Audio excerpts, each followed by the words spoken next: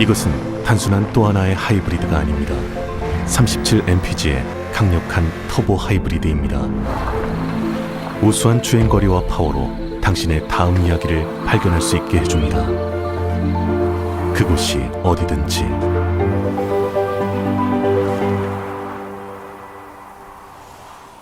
올류 소렌토 터보 하이브리드, 세계 최초의 스토리텔링 머신.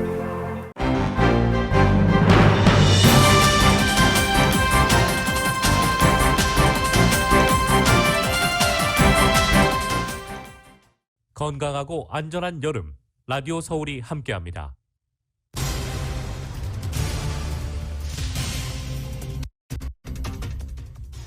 미 전국에서 코로나 바이러스 신규 환자가 한 달 사이 5배나 급증한 것으로 나타났습니다. 어린이 감염률이 크게 늘고 있는 것으로 분석됐습니다. 일주일 기준으로는 감염률, 입원율, 사망 비율이 40% 증가했습니다. 이 가운데 절반이 플로리다와 텍사스 같은 백신 접종률이 낮은 곳에서 증가한 것입니다. 미국이 이르면 다음 달 초까지 백신 3차 접종 계획을 발표하기로 했습니다. 백신 접종자 중 누가 언제 부스터샷 접종을 해야 할지 전략을 세우고 있는 것으로 전해졌습니다. 모더나 백신의 예방 효과가 접종 완료 6개월 뒤에도 93%를 유지한다고 밝혔습니다. 한편 델타 변이가 확산됐기 때문에 겨울이 오기 전에는 추가 접종이 필요할 수 있다고도 덧붙였습니다. 캘리포니아주가 의료, 돌봄시설 종사자 전체 220만 명을 대상으로 9월 말까지 코로나 바이러스 백신 접종을 하라는 명령을 내렸습니다. LA시 12지구 잔리 시의원과 MCCN 측이 밸리 지역의 저소득층을 위해 무료 백신 접종과 코로나 테스트를 제공했습니다. 델타 변이 확산으로 코로나 바이러스 상황이 악화하자 경기 개방을 너무 일찍 한 게 아니냐는 전문가들의 탄식이 쏟아지고 있습니다. 백신 접종에 반대하면서 조롱성 트윗까지 올렸던 텍사스주의 공화당 간부가 결국 코로나에 걸려 사망했습니다. 조 바이든 대통령이 2030년까지 전기자동차 비중이 50%가 되게 하겠다는 행정명령에 서명했습니다. 포드 자동차가 1000명 규모의 희망퇴직을 추진하고 있습니다. 지난달 직원들에게 프로그램을 공고한 것으로 전해졌습니다.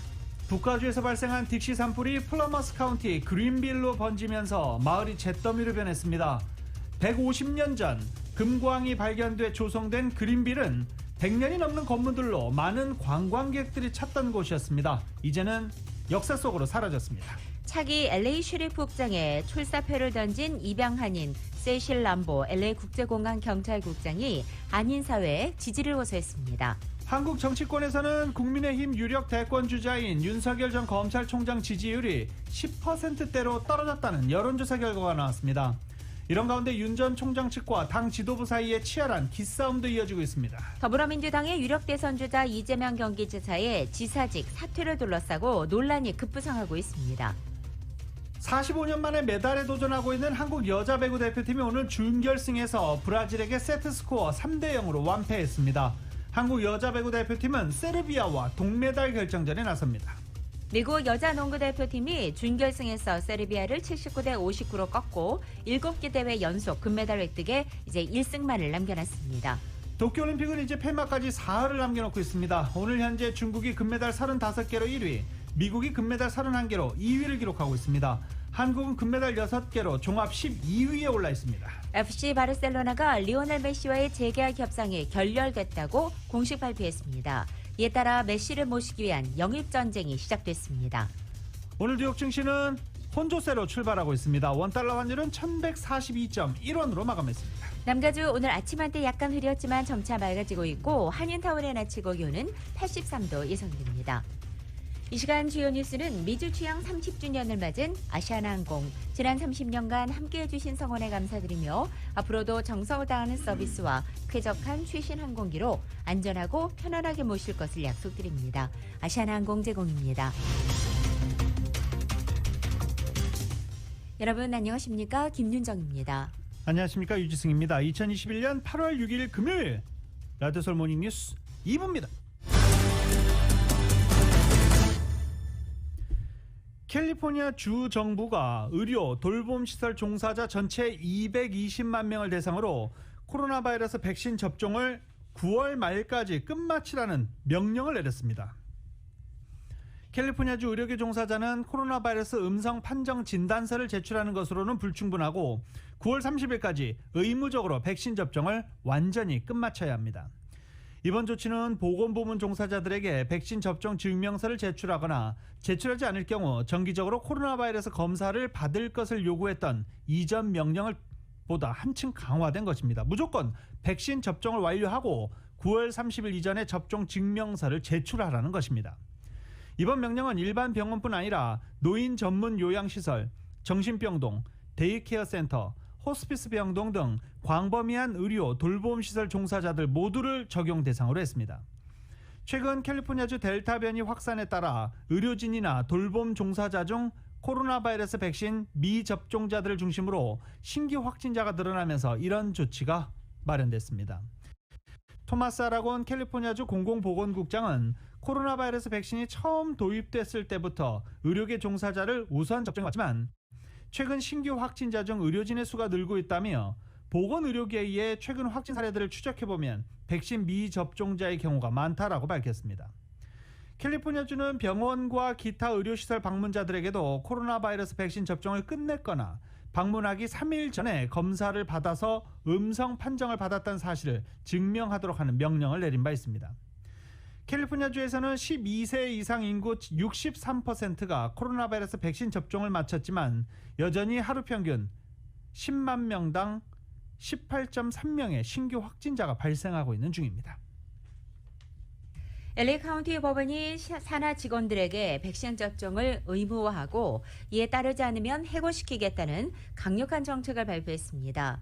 LA 카운티 슈퍼바이저도 10만여 명에 달하는 카운티 공무원들에게 백신을 맞으라는 행정 명령을 내렸습니다.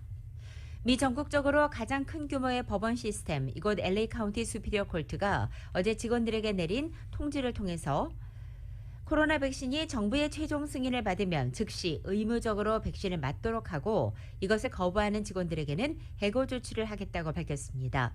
또 법원 내에서의 마스크 착용도 계속 의무화된다고 밝혔습니다.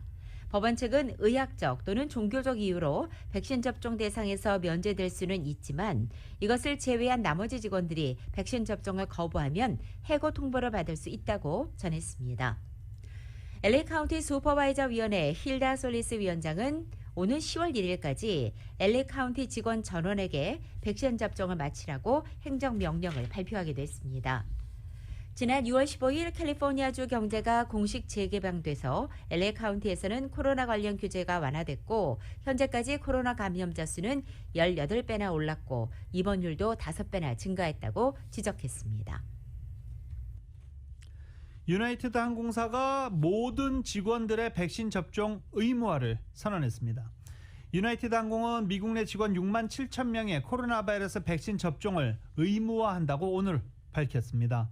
이에 따라 유나이티드 항공사 직원들은 10월 25일까지 백신 접종을 모두 마쳐야 됩니다. 백신 접종을 거부하거나 백신 접종을 하지 않으면 해고됩니다. 백신 접종을 의무화하는 기업들이 이렇게 늘어나고 있는 가운데 항공사에서는 전 직원의 백신 접종을 의무화한 것은 유나이티드 항공사가 처음입니다.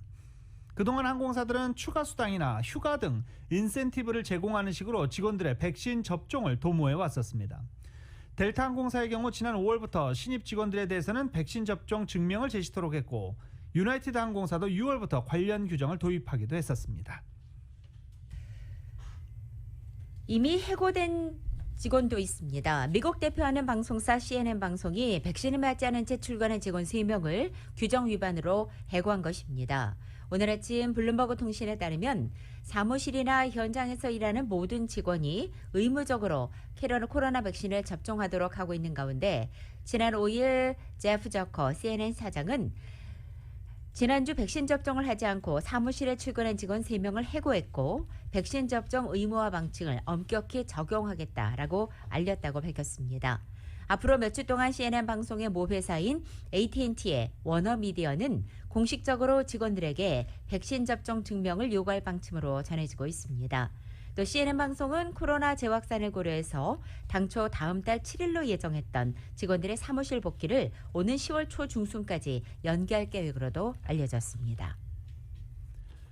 캘리포니아 코로나 바이러스 급증에 밀레니얼 세대가 큰 몫을 차지하고 있는 것으로 밝혀지면서 이 연령층이 방역의 고비가 될 것으로 보고 있습니다. 최근 2개월 동안 18세에서 34세 사이로 구분되는 밀레니얼 세대가 높은 감염률을 보이고 있기 때문입니다. CDC 자료에 의하면 전국의 18세에서 30세 사이 연령대 감염률도 가장 높은 것으로 나타나기도 했습니다. 여기에는 몇 가지 이유가 있다고 전문가들은 분석합니다. 첫 번째, 낮은 접종률입니다. 젊은 층들이 백신 맞기를 꺼려하고 있기 때문입니다. 두 번째, 젊은이들의 특유의 활동성 때문입니다. 코로나 전파의 선도자로 볼 수 있다는 것입니다. 미 전국적으로 델타 변이로 인한 코로나 감염 사례가 확산되면서 감염률, 입원율, 사망률이 일주일 만에 40% 안팎으로 증가했습니다. 특히 백신 접종률이 낮은 플로리다, 텍사스, 루이지애나 등 중남부 7개 주에서 전체의 절반을 차지했습니다. YTN의 보도입니다. 미국 루이지애나 주에 살고 있는 37살 다니엘스 씨는 친척을 만나러 갔다가 하루아침에 중환자가 됐습니다. 가족들 가운데 22살 조카와 자신만 백신 미접종자였는데 둘 다 확진된 겁니다. 이제는 화장실 가는 것조차 버거운 일이 돼버렸습니다. Getting up, going to the restroom became a challenge. From the sofa to the restroom was a challenge. 루이지애나주는 최근 이 같은 코로나19 환자가 넘쳐나면서 입원율이 90%까지 올라갔습니다. 루이지애나를 비롯해 플로리다, 텍사스 등 중남부 7개 주가 미국 전체 감염자와 입원 환자의 절반을 차지했습니다. In 7 states alone, Florida, Texas, Missouri, Arkansas, Louisiana, Alabama, Mississippi, states with some of the lowest vaccination rates account for about half of new cases and hospitalizations in the past week. 백악관 대응팀은 일주일 평균 하루 신규 확진자가 9만 명에 육박했다고 밝혔습니다. 그러면서 감염률과 입원율, 사망률이 한 주 사이 40% 안팎으로 증가했다고 설명했습니다. 다만 소규모 사업장에서 백신 의무화를 도입한 곳이 절반까지 늘었다고 덧붙였습니다. 백악관 대응팀은 최근 감염 확산에 놀란 이들 중남부주에서 백신 접종률이 올라가고 있기는 하지만 효과를 발휘하기에는 꽤 시일이 걸릴 것으로 보고 있습니다. 워싱턴에서 YTN 강태욱입니다. 이르면 다음 달 백신 3차 접종 계획을 행정부가 낼 것으로 보입니다. 식품의약국은 다음 달 초까지 백신 접종자 중 누가 언제 부스터샷 접종을 해야 할지 전략을 세울 수 있을 것으로 예상하고 있다고 월스트리트저널이 보도했습니다. 65세 이상 고령자나 면역력이 약한 사람, 접종 초기인 지난해 12월이나 올 1월 접종자 등에 대해서는 이르면 이달 내로 부스터샷이 필요할 수 있는 만큼 부스터샷 전략의 신속한 발표를 추진하고 있는 것으로 전해진 것입니다. 델타 변이가 확산하고 접종 이후 시간이 흐르면서 부스터샷 필요성이 제기되고 있습니다. 파이자 백신의 예방 효과는 접종 후 2달마다 6%씩 효과가 떨어지는 것으로 알려지기도 했습니다. 모더나 측은 백신을 2번 다 접종을 완료한 사람들이 변이 바이러스로부터 보호를 받으려면 가을에 3차 접종을 해야 할 것으로 예상한다고 밝히기도 했습니다. 한인타운 노인센터가 어제 코비드 PCR과 항체 무료 검사 행사를 실시했고 한인들의 큰 관심을 나타냈습니다.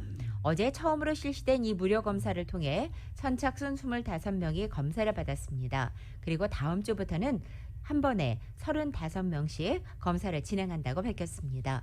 백신 접종 여부와 관계없이 18살 이상의 지역 주민을 대상으로 매주 화요일과 목요일 오전 10시부터 낮 12시까지 한인타운 노인센터 1층에서 무료로 검사가 진행됩니다. 연방정부가 코로나 바이러스 백신 접종을 마친 외국인에 한해서 미국 입국 허용을 추진하겠다고 밝혀서 한인 여행업계와 기업체가 촉각을 곤두세우고 예의주시하고 있습니다. 한국 내 코로나 바이러스 백신 완전 접종률이 크게 낮다 보니까 한국인들의 미국 방문이 어려워질 가능성이 높기 때문입니다. 무엇보다 한국의 코로나 바이러스 백신 접종률은 5일 기준으로 한국 시간 5일 기준으로 완전 접종률이 14%이기 때문에 한국의 여행객들은 물론 일반 기업들의 미국 방문도 어려워질 수 있다는 우려가 큽니다. 특히 한국에서 접종이 많이 된 아스트라제네카 백신의 경우 FDA의 비상 사용 승인이 나지 않은 상황이어서 아스트라제네카 백신 접종자에 대한 입국 여부도 현재로서는 불투명한 상황입니다. 라디오 솔모닝 뉴스 2부 미국과 로컬 소식은 많은 것이 바뀌었지만 함께하는 가족이 있어 힘이 납니다. 또 하나의 가족, 오픈뱅크 제공입니다.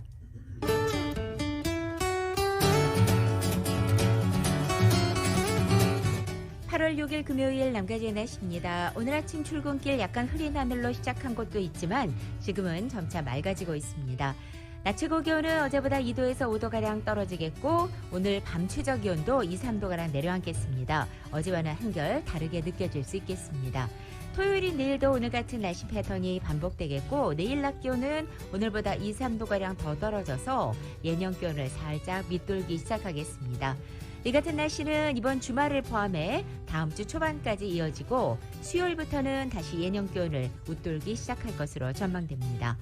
LA 한인타운 오늘 낮 최고 기온 83도, 밤 최저 기온 63도 예상되고 오렌지 카운티 지역은 84도, 64도, 밸리와 일랜드 엠파이어 지역은 99도, 64도, 해안 지역은 70도, 62도 되겠습니다. 한편 입추를 맞는 한국은 오늘도 역시 전국적으로 찜통더위 계속됩니다. 서울의 오늘 아침 최저 기온 75도, 낮 최고 기온 94도 예상됩니다. 라디오 솔모닝 뉴스 2부 이 시간은 1250만 불 교통사고 최고 보상, 교통사고 전문 천재 변호사 리차드 호프만, 메디케어 시니어를 위한 전문의 허가가 아주 빠른 한인 최고 최대의 서울 메디칼 그룹, 오플로드의 한계를 깨다 2022 기아 텔룰라이드 나이트볼 에디션, 구매부터 재용자까지 아파트론도 역시 뱅크 오브 홉이 하면 다릅니다. 희망을 설계하는 전문가들의 은행 뱅크 오브 홉 공동 제공입니다.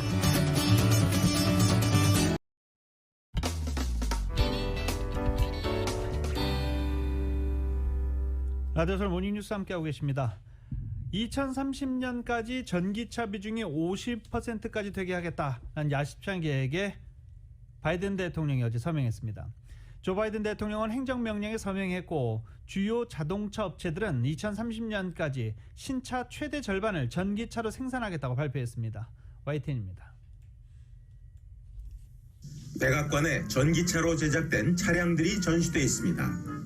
바이든 대통령이 뛰어가 전기차 SUV에 올라타고 직접 운전합니다. 미국 정부와 자동차 업계에서 전기차 산업의 주도권을 잡기 위해 마련한 행사입니다. 바이든 대통령은 전기차 비중을 대폭 늘리는 것을 목표로 하는 행정명령에 서명했습니다. That's why today I'm signing an executive order setting out a target of 50% of all passenger vehicles sold by 2030 will be electric. 행사에 참여한 GM, 포드, 스텔란티스 등 미국 주요 자동차 업체들은 공동 성명을 내고 2030년까지 전기차 비중을 40에서 50%로 끌어올리기로 했다고 밝혔습니다. 현재 미국 자동차 시장에서 전기차의 비중은 약 3% 수준에 머물고 있습니다. 친환경 정책의 핵심으로 전기차 보급 확대를 내세운 바이든 행정부에 미국 자동차 업계가 화답한 것입니다. 이번 행사는 내연기관 차량을 전기차로 바꾸기 위해 준비된 것으로 전기차만 생산하는 테슬라는 초대받지 못했습니다. 하지만 테슬라 최고 경영자 일론 머스크는 트위터에 테슬라가 초대받지 않은 게 이상해 보인다고 밝혔습니다. 행정명령에는 트럼프 행정부 때 약화한 자동차 연료 효율과 배출가스 기준을 강화하는 내용도 담겼습니다. I'm following through on the campaign commitment to reverse the previous administration's short-sighted rollback of vehicle emissions and efficiency standards. 바이든 행정부의 이번 지침은 미국 기업뿐 아니라 외국 기업들에도 영향을 미쳐 자동차 업계가 전기차로 재편되는 속도가 더 빨라질 전망입니다. YTN 김준호입니다. 미국 민주당 내 개혁파 의원들이 대형 정유사 등 온실가스를 대량으로 배출하는 기업들을 대상으로 세금 징수를 추진하고 나섰습니다. 뉴욕타임즈는 어제 메릴랜드주를 지역구로 둔 민주당의 크리스 벤 홀런 연방 상원의원이 이 같은 법안을 만들고 있다라고 보도한 것입니다. 이 가안에 따르면 과세 대상은 지난 2000년부터 2019년까지 20년 동안 미국에서 발생한 전체 온실가스 중에서 0.05% 이상을 배출한 회사입니다. 뉴욕타임즈는 엑선모빌이나 쉐브론 같은 대형 에너지사를 포함해서 최소 30개 회사가 대상이 될 것으로 전망했습니다. 이 과세의 대상이 된다면 기업당 최대 60억 달러를 정부에 납부해야 합니다.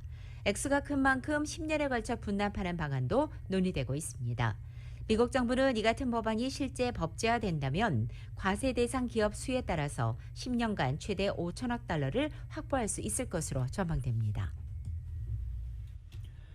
세계 최대 정유기업 중 하나인 엑선모빌이 2050년까지 탄소 중립을 달성하는 방안을 검토 중입니다.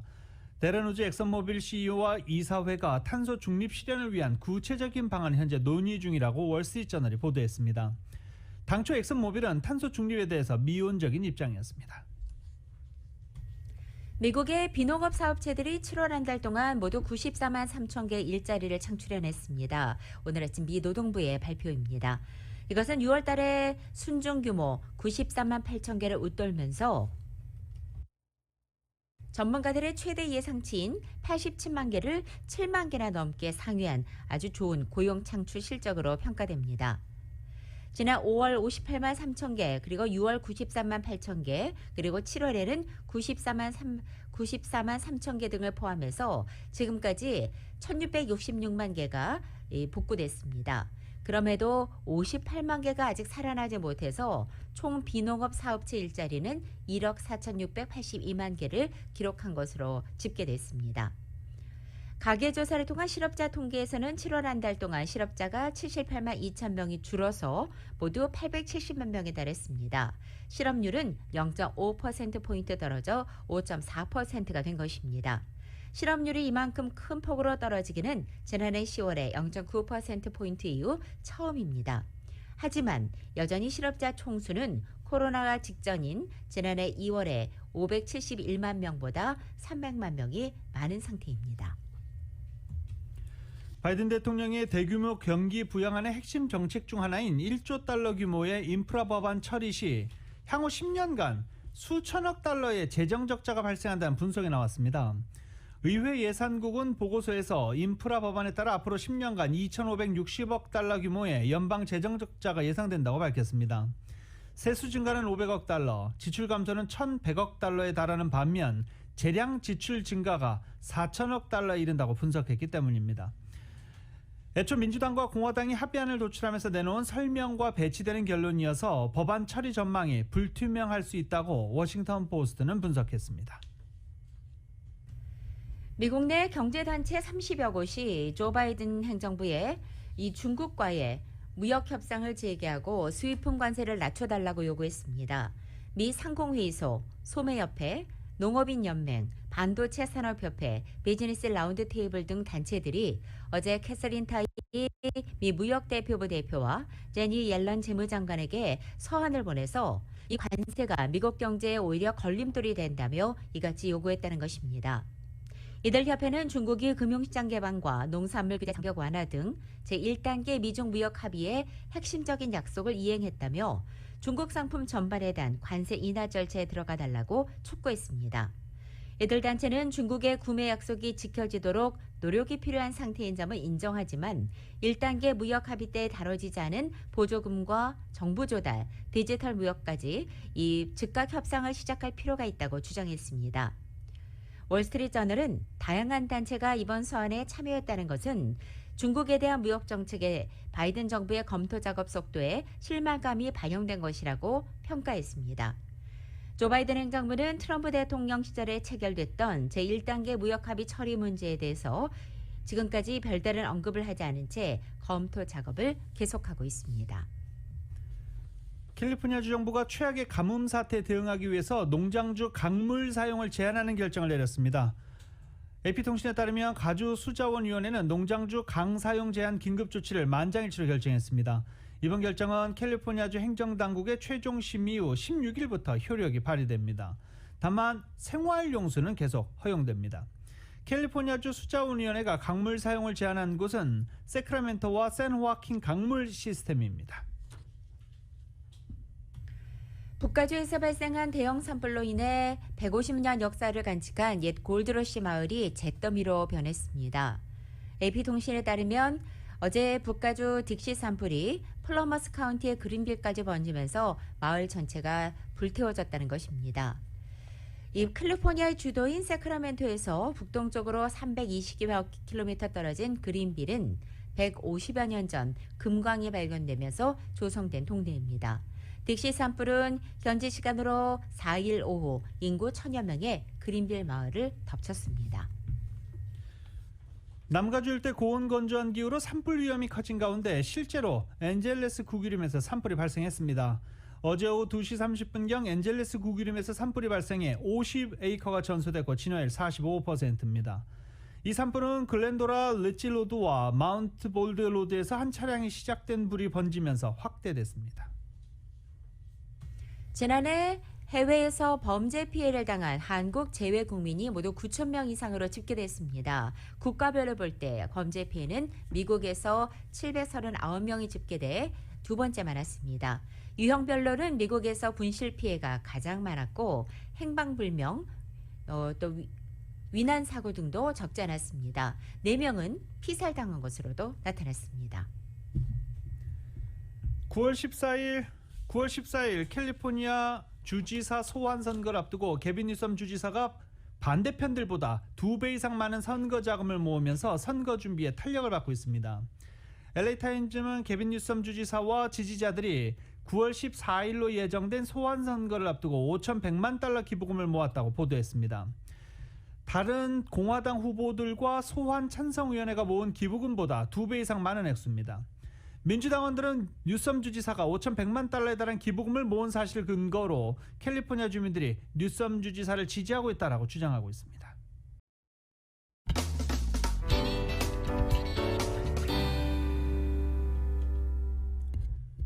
라디오설 모닝뉴스 함께하고 계십니다.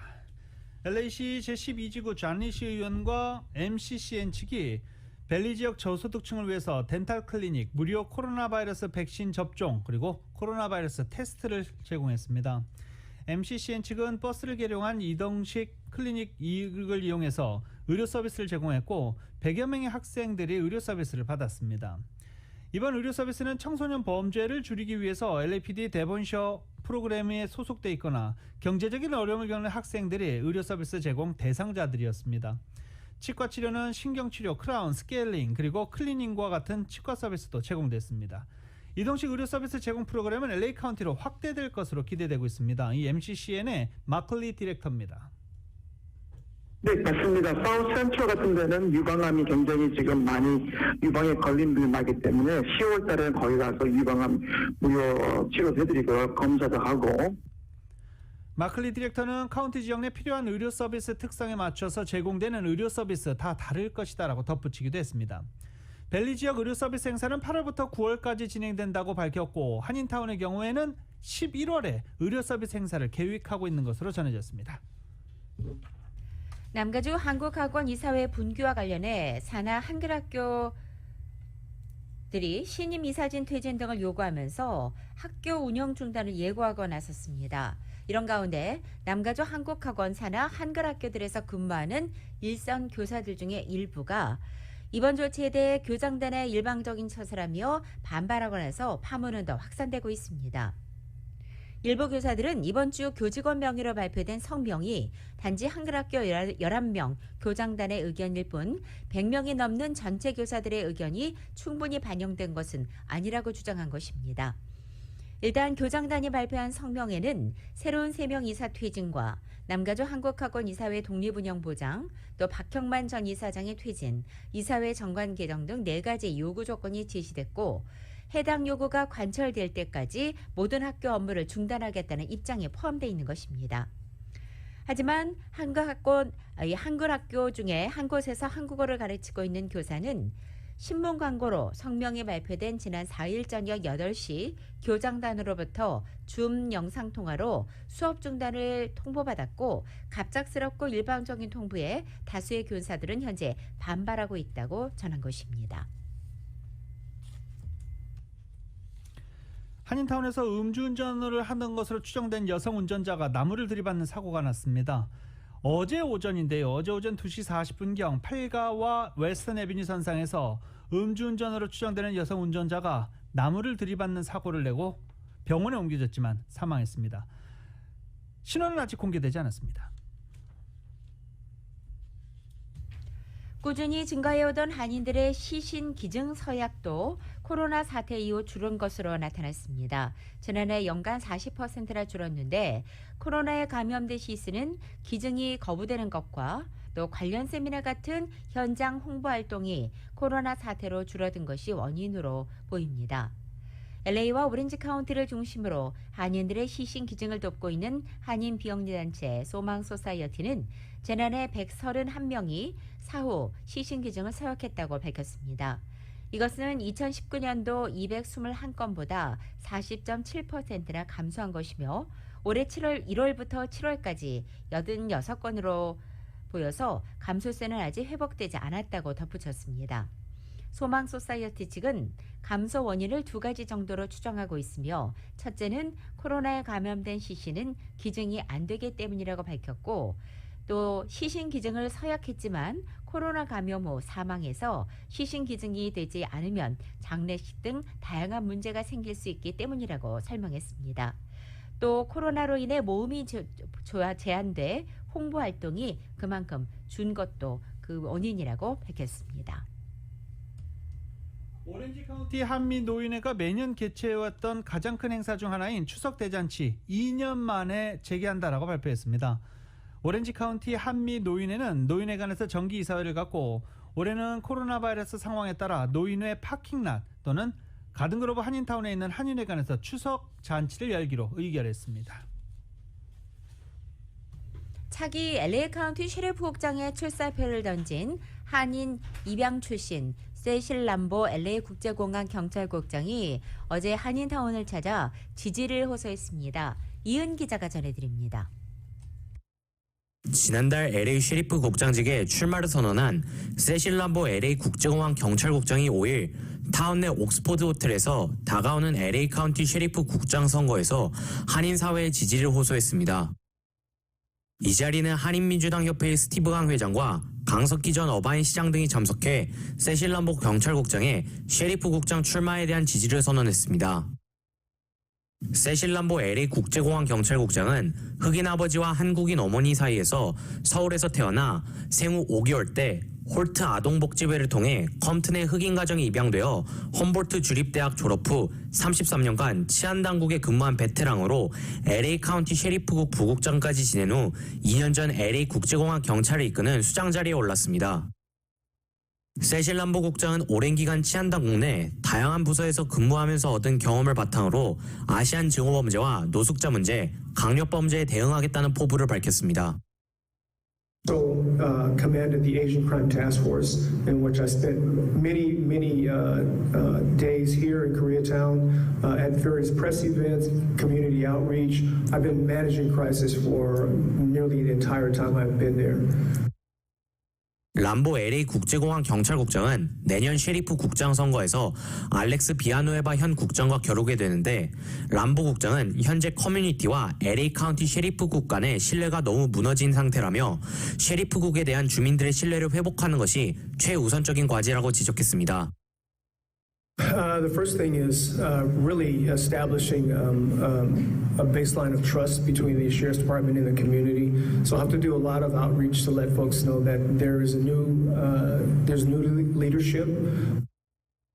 아시안 증오범죄에 있어서는 어드바이징 위원회를 다시 도입하고 한국어를 사용하는 직원들을 기용해 원활한 업무를 꾀하는 한편 노숙자 문제는 다양한 부서와의 협력을 통해 효율적으로 대응할 것이라고 밝혔습니다. 또한 팬데믹 기간 동안 급증한 강력범죄에 있어서는 단호하게 대응하면서도 지역검찰과 공조해 해결해 나갈 것이라는 입장을 전했습니다.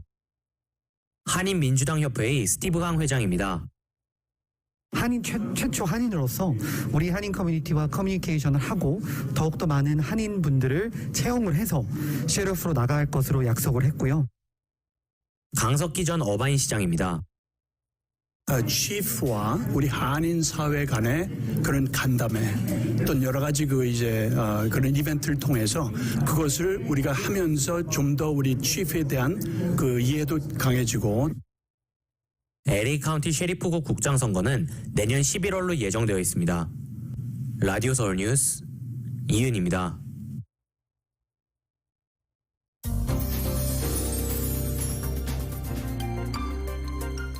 라디오솔 모닝뉴스 각 지역 주요 소식 알아보겠습니다. 각 지역 소식 알아보겠습니다. 뉴저지주 세입자 퇴거 유예 기한이 소득에 따라 달라집니다.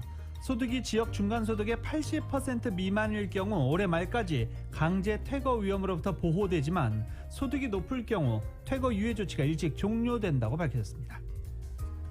메릴랜드 소식입니다. 전국적으로 마스크 착용 의무화 재개 움직임이 일고 있지만 레리 호건 메릴랜드 주지사는 마스크 착용 의무화 재개를 고려하지 않는다고 밝혔습니다. 델타 변이 확산 방지에 가장 효과가 있는 것은 오히려 백신 접종이 빠른 길이라고 강조했습니다.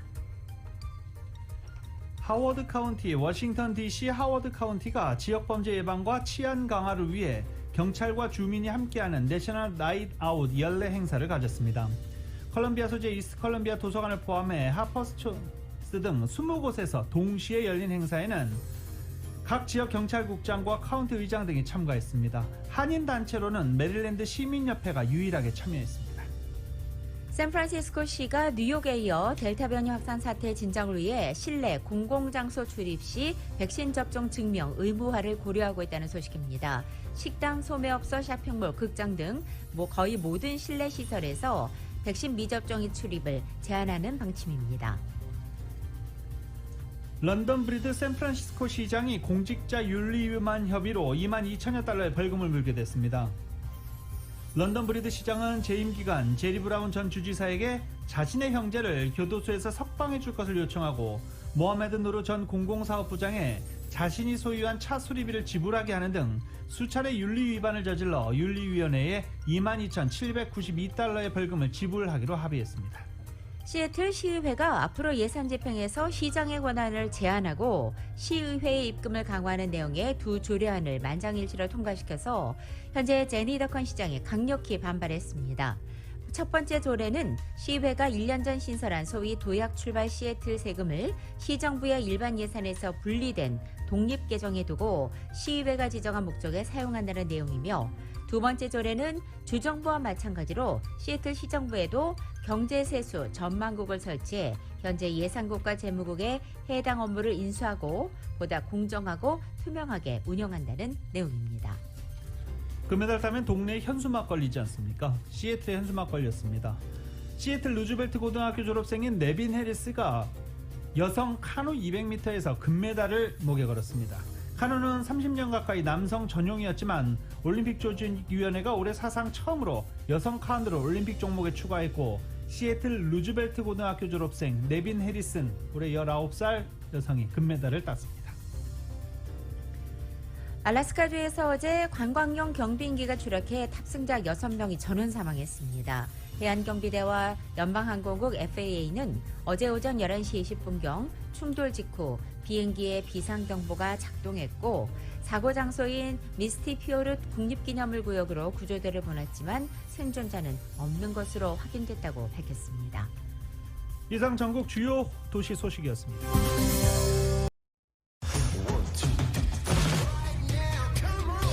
라디오솔 모닝뉴스 스포츠 소식 전해드리는 시간입니다. 스포츠 소식은 전문가가 추천하는 이민법과 가정법 전문 최인정 종합법률사무소 제공입니다.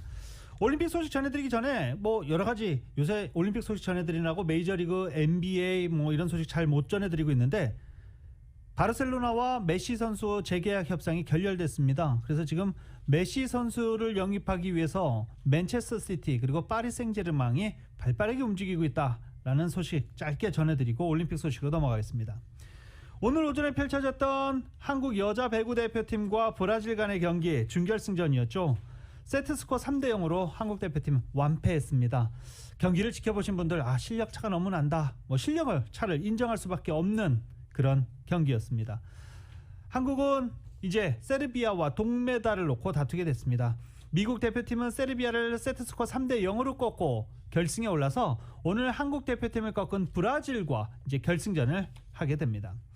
2012년 런던 대회 이에 9년 만에 4강에 오른 상승세를 살려서 올림픽 결승 진출에도 도전해봤지만 벽은 높았습니다.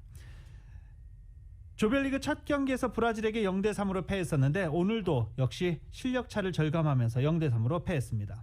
하지만 1976년 몬트리올 대회 이후 45년 만에 메달을 획득하다는 목표 여전히 유효합니다. 동메달 결정전이 남아있죠.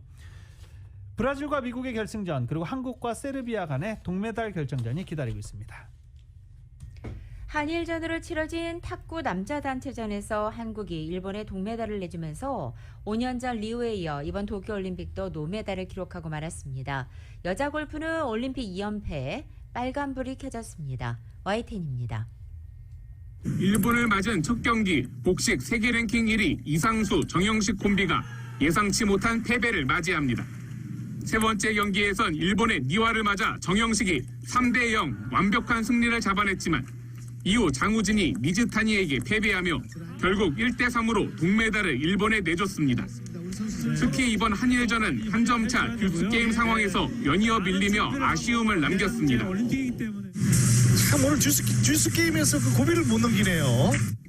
지난해 부산 탁구 세계선수권 대회가 취소되는 등 코로나19 여파에 국제대회 경험을 쌓지 못한 게 뼈아팠습니다. 이로써 한국 탁구는 2016년 리우 대회에 이어 벌써 2개의 올림픽에서 메달을 따지 못했습니다. 이제 3년 뒤 파리 올림픽을 준비해야 하는 한국 탁구의 어깨는 무거울 수밖에 없습니다. 다만 이번 도쿄 대회에서 한 뼘 더 성장했다는 평가를 받는 신유빈 등 희망도 놓을 수 없습니다. 3년 뒤 파리에 나간다면 일단 성적을 목표로 하기 때문에 성적을 보고 더 열심히 될 때까지 도전을 해야 될 것 같아요. 한국 여자 골프는 3라운드 결과 김세영과 고진영이 7언더파를 기록해 공동 10위에 올랐습니다. 선두인 미국의 넬리 코다와는 8타 차입니다. 김효준은 공동 18위, 리우 올림픽 금메달리스트 박인비는 공동 25위를 기록 중입니다.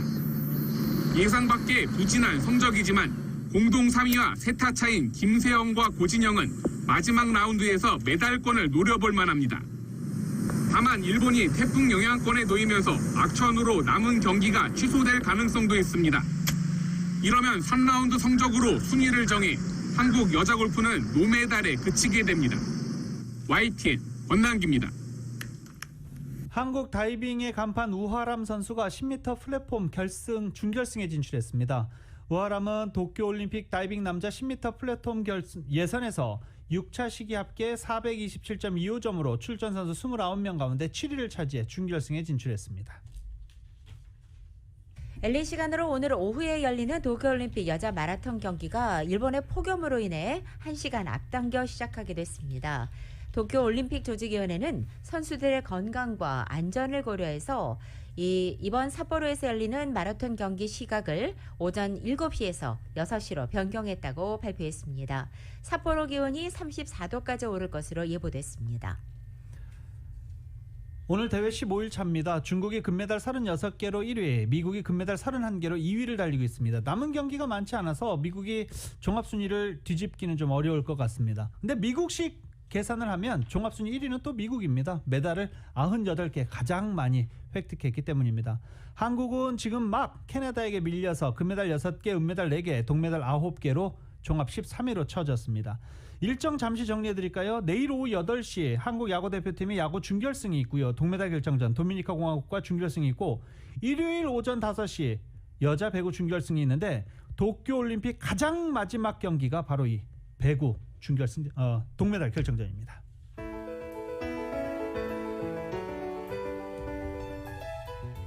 모닝뉴스 2부 이 시간은 1250만 불 교통사고 최고보상, 교통사고 전문 천재 변호사 리차드 호프만, 메드케어 시니어를 위한 전문의 허가가 아주 빠른 한인 최고 최대의 서울메디칼그룹, 오플로드의 한계를 깨다, 2022 기아 텔룰라이드 나이트 4 에디션, 구매부터 제공자까지 아파트론더 역시 뱅크 오브 홉이 하면 다릅니다. 희망을 설계하는 전문가들의 은행 뱅크 오브 홉 공동 제공이었습니다.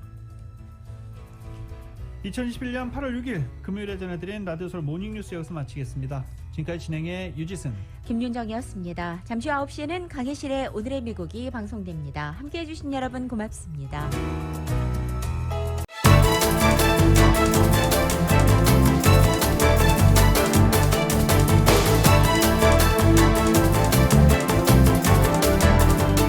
윌셔 센터 카이로프랙틱을 알고부터 생활에 자신감이 생겼습니다. 엑스레이와 초음파 등 정밀 검사 후 치료를 하니까 정말 믿을 수 있어요. 카이로프랙틱은 지압이나 물리치료와 다릅니다. 척추를 중심으로 신경과 근육을 재정비해 몸의 시스템을 건강하게 돌려놓는 것입니다. 경험 많은 전문의와 테라피스트들이 일군 명성, 윌셔 센터 카이로프랙틱. 당신의 삶의 질을 높여드리는 윌셔 센터 카이로프랙틱.